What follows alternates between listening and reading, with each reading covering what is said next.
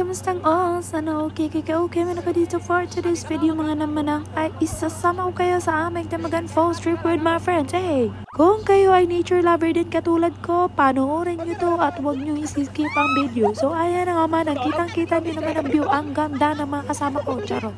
Ang gaganda talaga ng mga nature, grabe naman.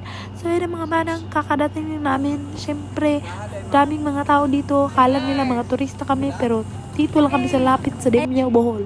So, kitang-kita nyo naman kung gaano kaganda ang nature. Grabe naman ang ginawa ng Panginoon. Sana ma-appreciate nyo din. So, ayan ang mga parang rice siya. At dito, umabot na kami sa grabe ang clear ng canalism.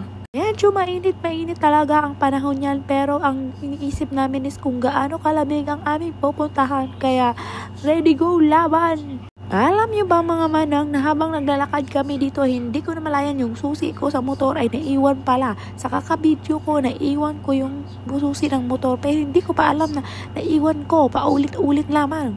Pero tingnan nyo naman yung view manang. Sino bang makakalimot sa susi kung ganyan puyo na makikita mo? So ayan, lakad ng lakad kami. Tapos makikita nyo naman kung gaano kalinis ang canalism dito. Parang wala talaga kung makikita ang plastic. Pero may mga naglalakad na plastic. Charot. Dito na kami sa Katugasan, Demya, Bohol. Mabuhay! Outfit check muna tayo manang. Kasi talaga namang naririnig ko na ang boses ng falls na parang umaagos. Kaya andito na kami. Walang patumpik-tumpik pa. Ang linis talaga ng falls na. Tapos makikita mo talaga na walang shark o wala silalay dito. Pero ayun naman na excited na kami. Pero ang daming tao. Pero nagkalma lang kami. At kumain lang muna kami ng tambis dito. At naghanap kami ng spot. Pero maya-maya lang hindi kami nakatiis mga manang. At andito na kami, sumabay na kami sa mga tao hindi namin kilala kasi gusto talaga namin matry itong bamboo floating. Pero alam nyo ba manang na parang sumuko na yung iba kaya iniwan na lang kami ko.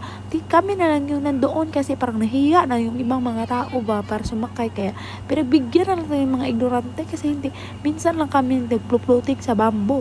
So yun, sarap talaga ng pakiramdam ng mga pangyayari yung mga manang kasi past tense na ito kasi natapos na ito ang tagal na nitong video na ito pero ito ang ganda talaga ng view pag uwi namin parang mapapasabi ka na lang talaga na may Jesus talaga.